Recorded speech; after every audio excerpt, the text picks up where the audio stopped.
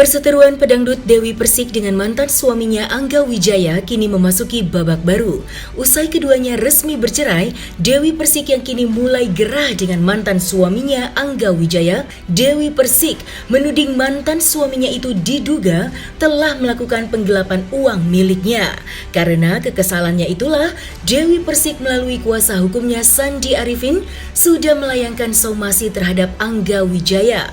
Lantas, benarkah Dewi Persik tidak segan akan menempuh jalur hukum terkait permasalahannya dengan mantan suaminya itu? Pokoknya sih kalau memang si AW itu menggelapkan uang, kenapa nggak di jalur hukum gitu kan? Terus kenapa Bang Sandi diam? Berarti kan tidak ada apa-apa. Coba kalian teman-teman yang sudah pasti tahu beliaunya. Dari dulu beliau tuh bekerja diam. Mana pernah sih koar-koar? Iya nggak? Ayo. Enggak, itu ada banyak neti yang bilang kok Bang Sandi tidak berbicara mengenai yang digelapkan.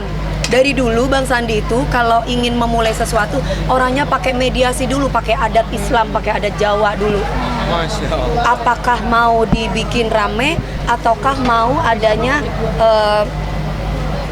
tabayun, dikomunikasikan terlebih dahulu, dimediasi terlebih dahulu. Ini beliaunya selalu begitu sama saya. Nah, makanya aku bilang sama beliau, Bang Sandi, kalau memang jalan perdamaian ini lebih baik, saya ikhlas kok. Akhirnya beliau makanya tidak menyampaikan yang gimana-gimana. Dari dulu saya suka kerjasama dengan beliau tuh aksinya yang jalan. Bukan kayak pengacara-pengacara yang lain, keluar tapi nggak jelas gitu loh. Tapi kalau beliau tuh dibuktikan ke saya. Makanya saya senang bekerja sama dengan beliau. Selain itu, beliau itu terutama istrinya nganggap saya tuh adik banget gitu. Jadi kita tuh sahabat banget, ada apa-apa kita sama-sama bareng-bareng. Dan beliau tuh tahu banget kalau saya tuh anti suka sama laki orang, anti selingkuh macam-macam. Kalau satu ya satu. Nah, kecuali memang ada something. Ini beliau saksi bisu deh, saya berantemnya kayak gimana. Tapi beliau selalu bilang sama saya, Mbak Neng, sabar. Mbak Sandi, aku mau cerai nih gini-gini. Mbak Neng sabar, akhirnya nggak jadi lagi. Mbak Neng sabar, nggak jadi lagi. Lo kok ujuk-ujuk, alhamdulillah sana dulu yang menggugat gitu loh. Gini, hanya sebagian sebenarnya yang dipublish. Jadi seolah-olah semua orang berpikir bahwa aku adalah pengeruk harta, pencuri uang, pengambil yang bukan haknya, kan gitu. Sebenarnya kalau kita mau klarifikasi lebih dalam, kita bisa selesaikan. Tidak sebesar itu sebenarnya yang aku ambil gitu. Dan bukan ambil ya, memang itu bagiannya lah. Karena kan kita markup itu nggak sebesar nilai deal dengan artisnya. Nggak ada, mana ada maling aku, Mbak. Nggak ada seperti itu, nggak ada. Kalau gini Mbak, kalau izin saya pasti nggak apa-apa. Saya bekerja sama bukan hanya dengan AW loh Mbak, dengan IO yang lain. IO, Mami DP titip segini ya, oke. Mam, itu wajar Mbak, namanya dunia bisnis, bener nggak sayang? Memarkup itu wajar. Yang penting tuh ngomong dulu. Ya. Jadi yang aku pisahkan itu adalah sebagian yang memang menurut aku ini adalah bagianku dan ini bagiannya dia. Dan aku sudah kembalikan bagiannya. Itu kan yang dilihat kan hanya bukti transfer dari klien ke saya. Bukti transfer dari saya ke beliaunya kan nggak diliatin. Kalau yang kemarin belum jadi istri, aku minta balikin. Tapi ketika dia jadi suami aku nggak minta balikin, Mbak.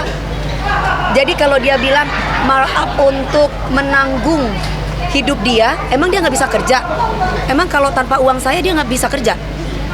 Saya tanya, sebagai laki-laki, saya perempuan, harga dirimu di mana sayang? Aku udah mohon maaf nih, aku nih sudah, ibu aku sampai nangis terus karena nggak kepingin ada perceraian ini. Kalau dulu itu kan saya pernah sampaikan kepada Neng, kepada Mbak Dewi bahwa saya boleh nggak markup, terus beliaunya bilang nggak boleh. Langsung masuk ke rekening aku aja, jual setinggi mungkin gitu. Ya dulu juga memang begitu, sampai akhirnya aku berpisah, aku baru berani markup. Karena menurutku yang tadi aku bilang cuman buat pegangan aku, dan tapi beliau nggak terima dengan kata-kata pegangan kan, dibahas lagi itu. Makanya udahlah, nggak usah panjang-panjangin, nanti repot. 2021 ada di acara Porsche, mau saya buktiin. Kan ada, kalian udah lihat di Instagram saya. Kamera. Ada kan itunya kan, buktinya kan. Jadi apalagi gitu loh. Udah deh, kalau mau terkenal zaman sekarang kan udah tahu kan, kalau terkenal tanpa prestasi itu pasti anyep, kalau punya prestasi pasti langgeng, gitu aja.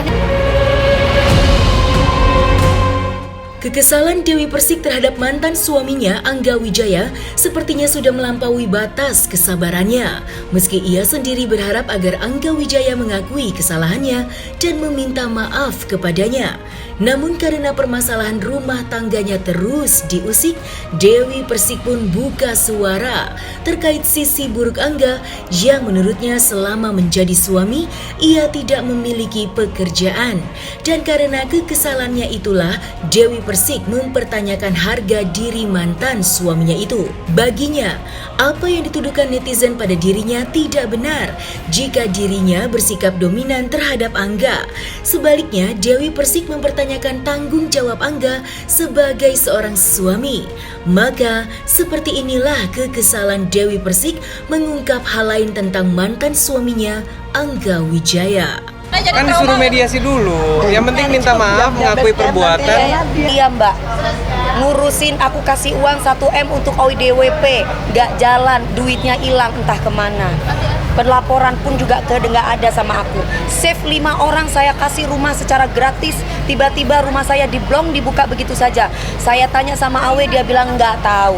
Bagaimana posisi mbak jadi istri? Cuman dia kemarin itu ada di The Sultan 3 hari yang lalu. Kok masih muncul lagi kamu mas? Bahas rumah tangga, emang nggak capek mas? Saya itu sudah bukan istri kamu lagi loh. Nah, kalau saya itu kan banyak yang bilang dasar wanita sombong. Posisikan kamu ke saya deh. Kalau perempuan yang lain, saya yakin sebulan gak dikasih nafkah pasti sudah disuruh keluar suaminya, suruh tidur di luar. Saya 5 tahun, pulang kerja, pulang ke rumah, pernah lihat Dewi Persik kelayapan? Pernah lihat Dewi Persik kalau nggak kerja ya? Maksudnya saya tuh kecuali memang kerja atau ketemu orang. Nah di luar kalau saya nggak kerja pulang. Bang Sandi, Neng mau tertanya dulu ya. Boleh nggak kalau misalkan mau, kan bisa kayak beliau, Mbak Neng ada acara nih, acara kepolisian gini-gini. Bang Sandi tanya dulu ya. Lah kalau suamiku bilang, Neng nggak usah, Bang Sandi, Neng masih ada ini nggak boleh sama A. Ini ada saksinya ya, saya tidak dibuat-buat, ini beliau masih hidup. Saya itu tidak pernah memutuskan suatu hal tanpa izin dari suami saya. Suami yang diam saja dikasih modal tapi nggak mau kerja, maunya ngintilin istri tapi nggak mau kerja, masih punya harga diri. Dari dulu dia itu waktu belum nikah sama saya masih ngekos. Kalau sekarang orang bilang kasihan Angga ngekos, ibu dari dulu juga udah ngekos ibu. Di Lampung rumahnya 4 garasi ibu. Dari pertama masih rumahnya gedek, masih nggak ada atapnya tuh. Sekarang sudah 4 garasi, kok bilang kasihan si ibu gimana ya?